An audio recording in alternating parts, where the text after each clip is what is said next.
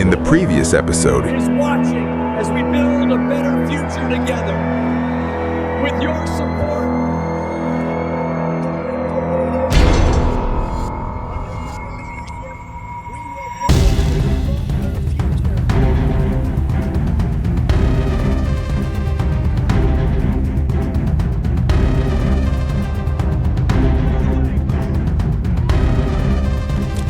as of this moment, the case is officially closed.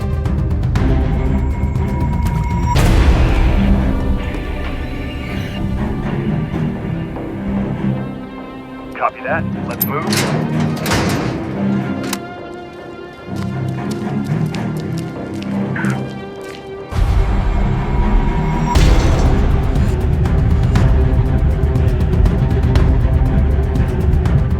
I don't remember who I am. That sentence used to terrify me. Now it's just the weather, always there, pressing against the windows. My mind is blank where a life should be.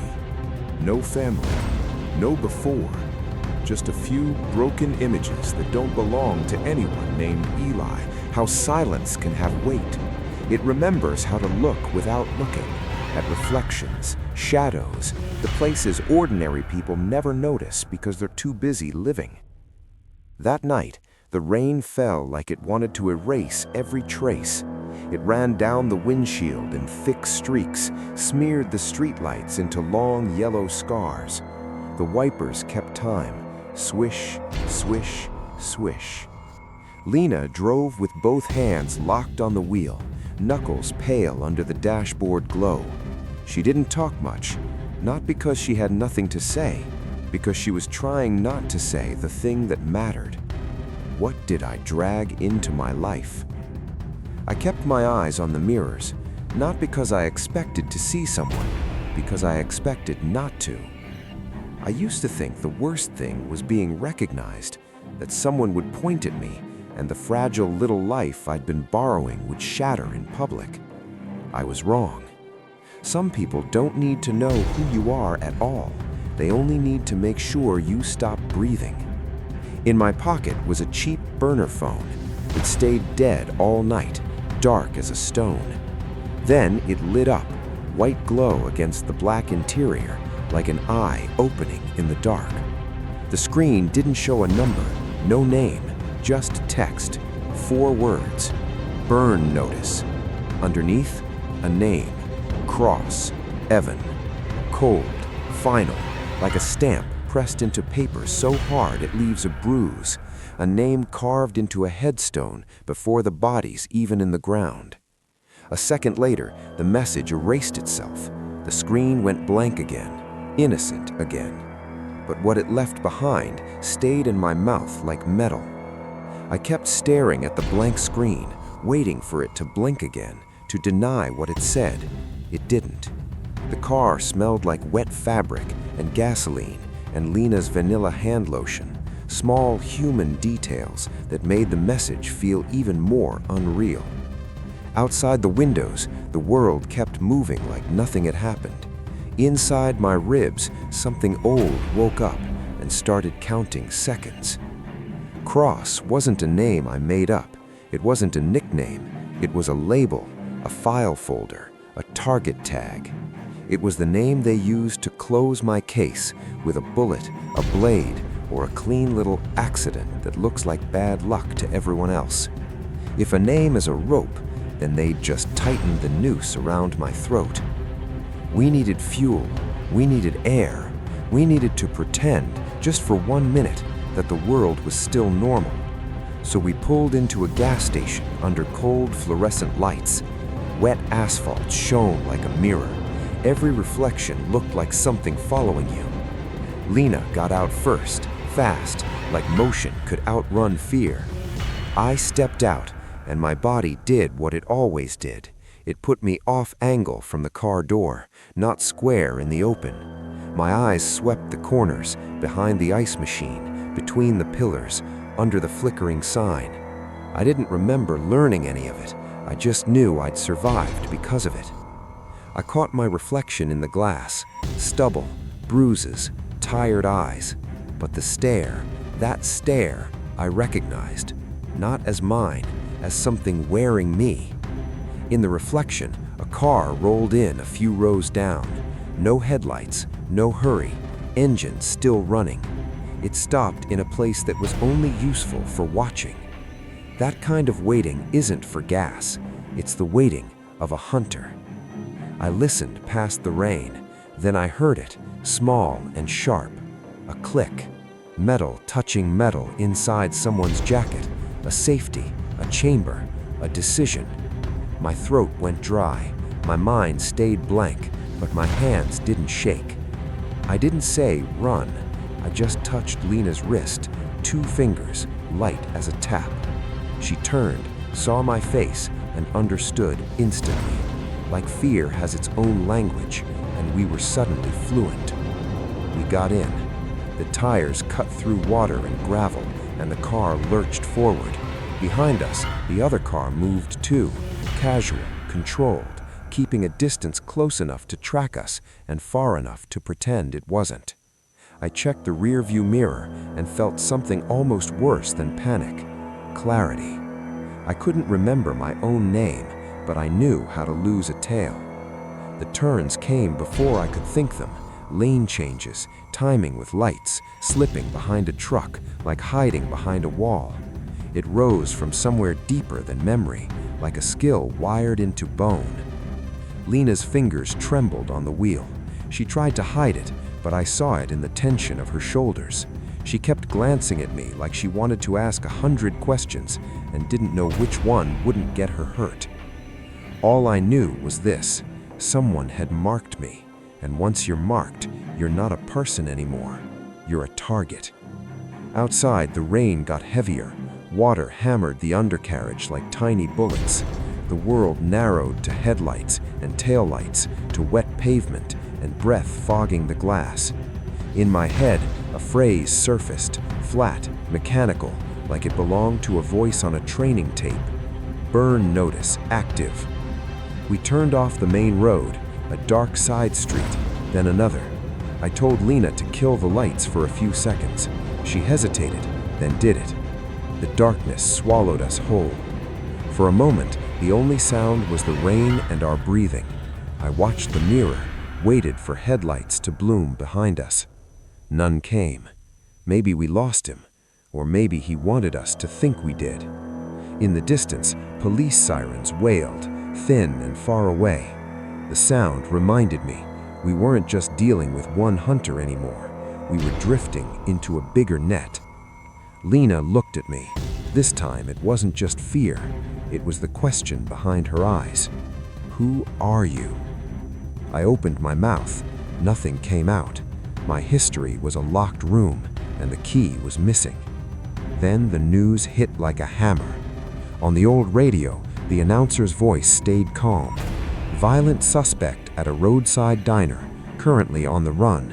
Police advise citizens to remain alert. My body went cold. I understood immediately. Now it wasn't just Ledger hunting me. The law was hunting me too, because all they saw was a man dropping people with lethal technique. No context, no reason, no mercy. A waiter who fought like a weapon. I turned to Lena, and for the first time, I saw a real crack in her eyes. Something breaking under the weight of what she'd done for me. Her voice came out small, steady, and devastating. I saved you because you were human. Don't make me regret it. That wasn't an attack. It was a plea. And I realized the truth I'd been avoiding since the diner. I wasn't just running for my life anymore. I was running with hers. We picked a motel that looked like it had been forgotten on purpose. The kind of place people rent when they want to stop being a headline, or when they don't want anyone to ask where they're going next. The sign outside flickered like a broken tooth. Motel, motel, The lights stuttered across wet pavement, turning puddles into torn pieces of neon. Rain slanted in hard lines, as if the sky was trying to scrub the world clean one drop at a time. Lena didn't look at me for long, not because she was angry, because looking too long meant seeing something she didn't want to name. I couldn't blame her. Every time I did the right thing to survive, every time my hands moved before my thoughts, I felt less like a man and more like a machine that had been switched back on. Inside the room, everything was small and tired. A buzzing lamp, a stained carpet, air that smelled like damp drywall and cheap disinfectant. The kind of smell that says nothing good ever stays here long. Lena set her bag down with careful hands, like any sudden movement might set off an alarm. She sat on the edge of the bed and hugged her jacket to her chest. Not dramatic, not helpless, just holding on to something that was still hers. I put the coin on the table. It looked ordinary at first glance, just metal, worn by years of pockets and palms. But under the weak yellow lamp, the engraving caught light in sharp, deliberate lines. A mark, a symbol, something that felt like a signature. I spun it with my thumb.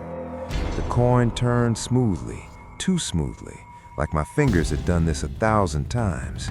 It made a soft sound, a small, steady whisper against cheap wood. And that's the part that scared me most. I didn't remember the rules of this game, but my body did. My fingertips found edges in the metal I didn't know existed. They traced tiny scratches that weren't random at all. They were placed, measured, like someone had carved directions into a thing no one would think to study. I angled the coin toward the lamp, let the light slide across the surface. The scratches lined up into something that made my stomach tighten. Coordinates, a pattern, a map disguised as damage. It was a simple trick, the kind you teach to someone you don't expect to live long enough to forget. A breadcrumb for a man who might wake up one day without a past. I hated how fast I understood it. I glanced at the bathroom mirror and caught my own reflection. Stubble, bruising, tired skin, a face that could belong to anybody.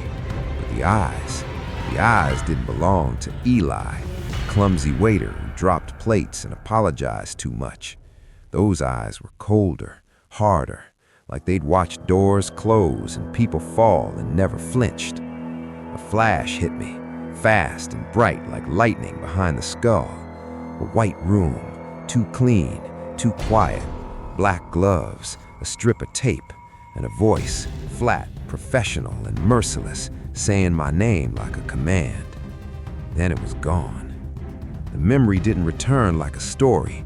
It returned like a wound, brief, sharp, and leaving a hollow ache behind. I leaned over the sink and breathed through my nose, slow, controlled, like control could substitute for answers. In the other room, Lena stayed quiet. She was waiting for me to explain myself, and I couldn't.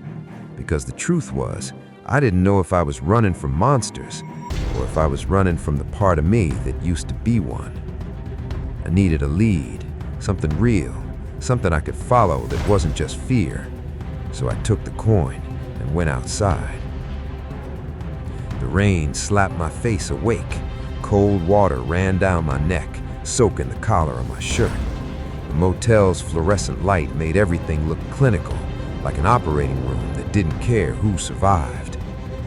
Near the front office, there was an old payphone, a relic, cracked plastic and scratched glass, still hanging there like the world had forgotten to remove it. I stood in front of it for a long second, listening. No footsteps, no voices, just rain and the distant hum of the highway. I lifted the receiver. The dial tone felt too clean, too ready. I didn't have a number written down. I didn't even know who I was supposed to call. And yet my fingers moved. One digit, then another. A sequence that didn't come from memory. It came from reflex, from training carved deeper than thoughts. When the line connected, someone answered. No greeting, no hello, just breathing, soft, controlled, close enough to make the hair on my arms rise. Like a man standing on the other side of a door, listening to see if you'll confess. My mouth went dry. I should have demanded answers. I should have shouted. I should have said anything that proved I wasn't just a puppet pulling its own strings. Instead, I whispered, barely audible. Who am I? The breathing stopped for half a second. Then the line went dead. Not a mistake, not a dropped call, a choice, a message that said, "You're not calling me to talk, you're calling so I can find you." I lowered the receiver slowly, as if any sudden move would trigger something hidden in the wire. And that's when it hit me, the full shape of the trap. The call wasn't for information, it was a flare. I'd just lit myself up in the dark. Back inside, Lena looked up when I entered. Her expression was careful, like she was trying to read the weather on my face. I didn't tell her what I'd done. Not because I didn't trust her, because the moment I said it out loud, it became real, and real things have consequences. In another place, somewhere clean, bright, and cold, someone was watching different screens. I didn't know her name yet, not then, but later I would. Special Agent Mara Vance, a woman who looked at footage the way I looked at mirrors, searching for what other people missed. On her monitor, the diner video played on a loop. A waiter stepping sideways at exactly the right moment, a hand catching a wrist before the knife fully cleared a pocket, a shoulder angle that broke balance like it was a switch being flipped. To everyone else, it was violence. To her, it was a signature. She didn't see a random suspect, she saw training. She zoomed in on my face frame by frame like she was trying to pull a name out of pixels. Because somewhere in her system, there should have been a file that matched this man. And if there wasn't, that meant someone had removed it. She opened old records, sealed files, restricted access, paperwork that smelled like authority, photos labeled accident, reports labeled unfortunate, deaths that were neat, clean, and unbelievable if you knew where to look. The kind of neat that only happens when someone pays to make it neat. A shadow stood behind her, not a person exactly, a presence, a reminder. In places like that, you don't need to threaten someone with a gun. You threaten them with a closed door. The message is always the same. Stop asking questions. But she didn't stop. Not because she wanted to be a hero, because she hated the feeling of being lied to. Back at the motel, Lena did something small. She stood up, walked over, and draped her jacket over my shoulders. A simple gesture, human, warm. For a heartbeat, I almost forgot the rain, the chase, the burn notice. Then my body reacted, violent and automatic. I flinched like I'd been struck, because in that split second, another touch rose from the dark part of my mind, a hand on my shoulder, not gentle, not kind, a hand checking alignment, checking readiness, like I was a weapon being inspected before use. I stepped back, breath sharp. Then Lena froze, and I saw it. The question in her eyes, the one she hadn't asked out loud because she was afraid of the answer. Are you still the man I saved? I wanted to tell her yes. I wanted to promise her that whatever I was, I could choose to be better. But promises require certainty, and all I had were flashes and reflexes and a name that felt like a death sentence.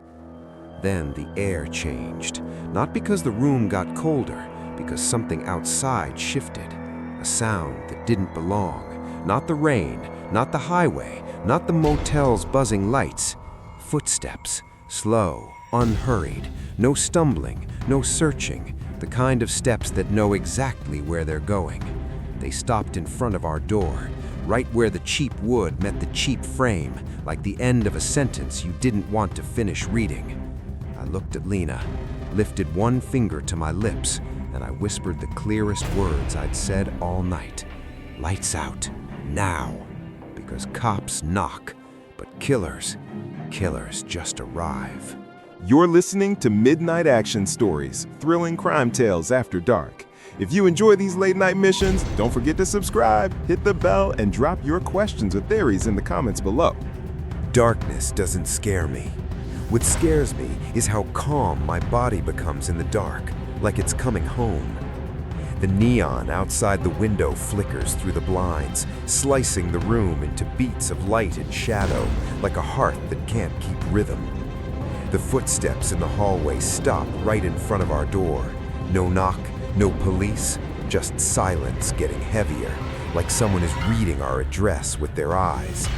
I signal Lena to move back, and I realize my hands already know where to go, near the lock, near the blind angle, without a single thought. The handle turns, slow, patient, like the person outside knows we're here and knows time is on his side. The door opens a thin crack. A shadow slips in, no rush, no panic, and then everything detonates in a moment too short for my mind to name. I only know this: my shoulder hits him, my hand clamps his wrist, and my breath turns into a steady count. I hear fabric scrape skin. I hear something metallic kiss the floor. In the dark, small sounds tell the truth. The neon flashes like an alarm. In those brief slices of light, I catch a face with no emotion, eyes fixed forward like a camera. He didn't come to threaten us, he came to finish it. And I don't fight like a man off the street. My body chooses the fastest way to steal his timing, his balance, his chance. I hate that precision because it reminds me that somewhere in my past, someone taught me one rule: don't let a fight last. I drive him into the wall, hear bone meet cheap drywall, and a thought hits me like cold water. Maybe this isn't the first time I've done this in a room this cheap. When he falters, something falls from his jacket, thin, stiff like a playing card. I pick it up and see the mark I recognize: ledger. At the same time, a small folded note slides out, just a few words written tight like an order: bring the girl. I read it and my stomach empties, because that sentence isn't aimed at me, it's aimed at Lena. I turn. She's standing near the bed, eyes wide, like she's watching a stranger wearing my skin. And I understand the real plan. They don't need me to remember everything. They just need me to have something to lose. For a moment, the room goes still, only the rain tapping the glass, reminding me they're out there and they're close. I want to tell Lena I'll protect her, but words feel cheap after what just happened. So I stand there, gripping that ledger token like I'm holding a piece of my past as it rises from the water. And I finally understand what this is: a soft trap. They're not catching me with chains. They're catching me with a good person who believed I was human. I don't look at the man on the floor for long. Not because I don't care, because I'm afraid I do. I'm afraid the sight of a body in a cheap room feels familiar in a way it shouldn't. Like my eyes have learned to move on before my heart can catch up. The neon outside keeps flickering through the blinds, painting the walls in sickly pulses. Rain ticks the window in patient little taps. Everything sounds normal if you ignore the fact that normal is just a costume people wear until it tears. Lena is pressed against the wall, one hand tight against her chest. She's trying to breathe quietly, like breath itself might betray us. She looks at me like she's waiting for an apology that can't fix anything. I want to say it anyway. I'm sorry. But sorry doesn't turn danger into safety, and it doesn't change what my hands just did. So I do the one thing I'm good at without thinking. I switch into procedure. Shoes, jacket, now. The words come out colder than I mean them to. And the worst part is, my voice doesn't sound unfamiliar when it does. It sounds practiced, like I've given orders in rooms like this before, to people who didn't get to ask why. We move fast. Lena doesn't argue.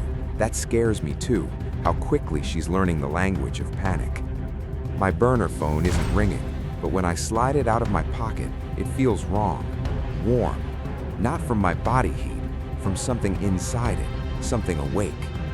I flip it over and catch a faint pinprick of light along the edge, an indicator that shouldn't exist on a piece of plastic this cheap. A ghost glow, a tell. My fingers go to the back cover automatically. Pop, battery out. It feels like pulling the pin on a grenade, except this grenade doesn't explode. It just sits there, quiet, and makes me realize how close we are to being found. On the table, the ledger token and the coin look like props from a nightmare. The note sits between them like a verdict. Bring the girl. I stare at that line until it stops being ink and becomes intent. The call I made earlier wasn't a mistake. It wasn't curiosity. It wasn't a desperate reach for answers. It was a hook, and I swallowed it. I can almost picture it. Someone, somewhere, watching a map light up, a dot appearing where I stood, a calm voice saying, "There he is." I don't know it yet, but there's more than one kind of hunter moving toward me tonight. Ledger hunts like a blade, fast, silent, personal. But there are other hunters who don't need knives. They hunt with paperwork, with cameras, with a system that can turn you into a criminal by lunchtime and a statistic by dinner. Outside, through a slit in the curtain, I see the distant wash of police lights, not close, not rushing in, just existing out there like a warning flare. And then, an unmarked car parked too neatly for the chaos of a motel lot. A silhouette under a streetlight, still as a post, watching. I don't see her face, but I feel the weight of that attention. Controlled, patient, official. Not Ledger, something else. I pull Lena toward the back exit. The air outside is colder, heavy with wet garbage and gasoline. The alley is narrow, slick, lit by neon reflections that stretch like bruises across puddles. I walk in front, not because I'm brave, but because if a bullet comes out of the dark, I want it to find me first. Lena stays close behind, quiet, trying to make herself small. Every few steps I want to turn and check on her, to reassure her, to prove I'm still something worth trusting. But every time I think of words, I see that note again, "Bring the girl." And I realize they've changed the rules. Before, they hunted me. Now, they're hunting the part of me that still wants to be human. We reach an industrial stretch, empty lot, old warehouse bones, the distant groan of a train like metal grinding its teeth. The space feels too open, too many angles, too many places for a rifle to live. On a concrete pillar, there's a small mark, scratched, subtle, easy to miss if you don't know to look. It matches the geometry on the coin, the same language, the same signature. My hand touches it without permission, like it's brushing a scar. I don't understand how I know what it means. I just know it means this way. And that's when paranoia sharpens into something worse, certainty. Someone is guiding me, not chasing in the open, steering from the edges, nudging me toward a place they've already chosen. I scan reflections, car windows, puddles, the gloss of wet metal, searching for movement that doesn't belong. I feel watched from higher ground, from a smarter angle. Then it happens. 1 second, that's all it takes. I turn my head to check a blind spot, just a reflex, just discipline. And when I look back, Lena isn't there. There's no scream, no struggle loud enough to warn me. Only the whisper of tires over water. A dark van sliding in like a shadow finding its shape. The door slams, a red taillight smear across the rain and vanish into the dark. I skid to a stop where she was standing. On the wet concrete, there's a paper square pinned down with my own coin, like they're mocking me with my last breadcrumb. 2 words in clean block letters. Come alone. My hands shake, not from fear of dying, from the certainty that the soft trap has finally tightened. They didn't catch me with chains. They caught me with her. I'm standing in the exact place Lena was standing. The air still carries her. The faint shampoo, wet fabric, the smell of someone ordinary. My coin pins the paper to the concrete like a nail through a promise. Come alone. 2 simple words, but they land like a death sentence. My hands are shaking, not because I'm afraid to die, but because I finally understand something worse. They don't need to kill me tonight. They only need to pull me back into the man I've been trying to forget.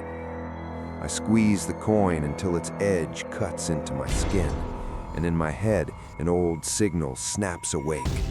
Don't trust silence. Silence is when they're aiming. I start running without knowing where I'm going.